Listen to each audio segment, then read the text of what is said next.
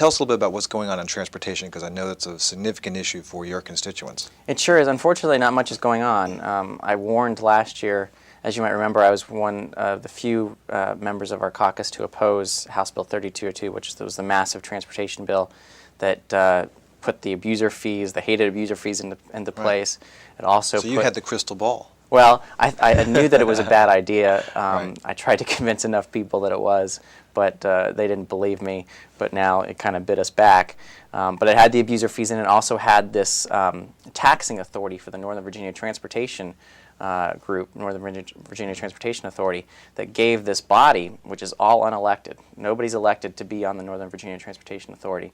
It gave them the ability to raise people's taxes. Right. And you know, in Northern Virginia, we see a lot of these license plates from across the Potomac that say no taxation without representation. Unfortunately, I guess that's leaked over the Potomac a little bit into Virginia because that's exactly what we did last year, is we gave this unelected body the ability to tax people, and that unelected body took advantage of it, and now we are taxing people, and the people that are being taxed have no say as to who represents them on this body. But anyway, I didn't think that overall the transportation bill was a good idea, so I strongly opposed it. One of the other reasons that I opposed it was because I knew that it wasn't enough, and that if we're really going to address transportation meaningfully in Virginia, we need to take a comprehensive approach, but we also need to look at prioritizing in the budget for transportation. You know, we can raise people's taxes as much as we want. We can grow this budget, the state budget, to the sky's the limit. Right. If we don't say that we're going to make transportation a priority in that budget, it doesn't matter how much money we have coming in. Right. When I was first sworn in 2004, we were running a $53 billion two-year budget. Well, we just voted on last year in the Senate and the House a $78 billion budget. So just in 4 years, you can see that huge increase.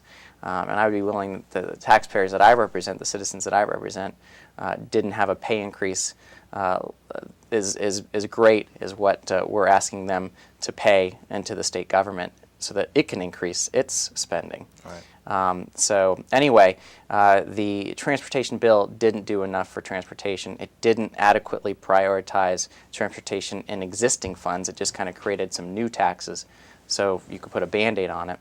And here we are now with budget challenges, and when we still need very much support for transportation in Northern Virginia. I said last year, everyone's going to say, we don't need to deal with transportation. We fixed that last year, and that's exactly what's going on. Right. We did this House Bill 3202 last year, and now nobody wants to touch transportation for the immediate next several years, and that's unfortunate because we need to keep our eye on the ball. We need to keep our eye on the transportation issue in Northern Virginia, and if we don't, it's going to be a big problem. And now you have, even with the money that was raised through the new taxes through House Bill 3202, now you have Fairfax County talking about taking money away from the existing transportation expenditures that they've been making and using that money for other things and replacing what they were spending money on with some of these new taxes that were supposed to be dedicated to transportation. They're playing these budget games, and unfortunately, in the end, it's not really making a difference in providing additional money for transportation.